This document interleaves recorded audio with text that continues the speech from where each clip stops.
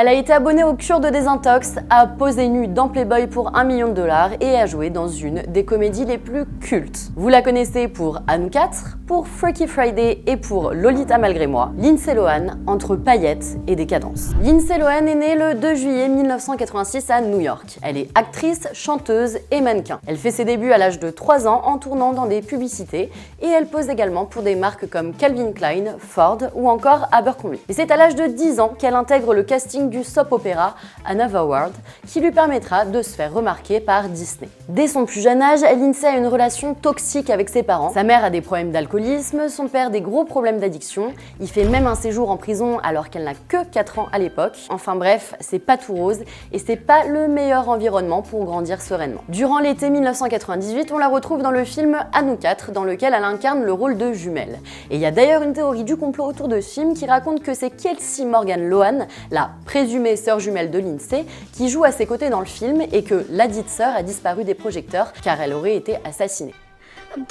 Bref, suite à ça, elle signe un contrat avec Disney pour 3 autres longs métrages. On va la voir à l'affiche de Grandeur Nature et d'Operation Walker. Mais c'est surtout en 2003 qu'on la découvre dans l'excellente comédie Freaky Friday aux côtés de la géniale Jamie Lee Curtis. Le film reçoit d'excellentes critiques et aujourd'hui encore, il est considéré comme le plus gros succès de sa carrière. En 2004, elle est à l'affiche de la comédie Le journal intime d'une future star. Bon, c'est clairement pas un carton, mais derrière, elle enchaîne avec un classique, le seul et l'unique, Lolita malgré moi. Et grâce à sa prestation, elle s'impose comme la jeune star montante d'Hollywood face à Rachel McAdams et Amanda Seyfried. Parallèlement à ça, elle signe chez Casablanca Records et sort son premier album Speak. Globalement, les critiques sont vraiment rincées, mais les ventes sont un succès et c'est notamment lié à sa popularité. L'année suivante, elle sort un deuxième album intitulé A Little More Personal. Bon bah là, c'est un désastre. La même année, elle joue dans la comédie La Coccinelle revient et le tournage est un peu compliqué car elle est pas toujours fraîche et qu'elle se prend souvent la tête avec Wilmer Valderrama qui est aussi son mec à l'époque. En 2006, on la retrouve dans Lucky Girl et dans un cinéma plus adulte et indépendant car elle joue dans The Last Show,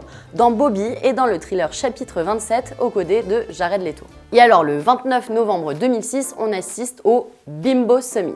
Ce jour-là, le New York Post publie en première page une photo des hit girls les plus controversées d'Hollywood, à savoir Paris Hilton, Britney Spears et Lindsay Lohan. Comme tu peux le constater, elles sont pas méga en forme puisqu'elles rentrent de soirée. Et c'est à partir de là que les paparazzis ont commencé à spotter les moindres faits et gestes des stars, les meilleurs comme les pires. En 2007, Lindsay enchaîne les cures de désintox, notamment pour conduite en état d'ivresse, possession de cocaïne, et j'en passe. Cette même année, la comédie Mère-fille, mode d'emploi dans laquelle elle partage l'affiche avec Felicity Huffman et Jane Fonda sort, mais c'est clairement pas un succès. En mai 2008, on la voit dans un clip du groupe Nerd, aux côtés de sa petite amie de l'époque, Samantha Ronson. Le même mois, elle décroche un rôle récurrent dans la série Ugly Betty, mais la production met fin à son contrat après seulement 4 épisodes en raison de ses disputes avec l'actrice America Ferrera. Vu que du côté du cinéma, c'est pas la joie pour elle, elle tente de se diversifier et fait ses premiers pas dans la mode.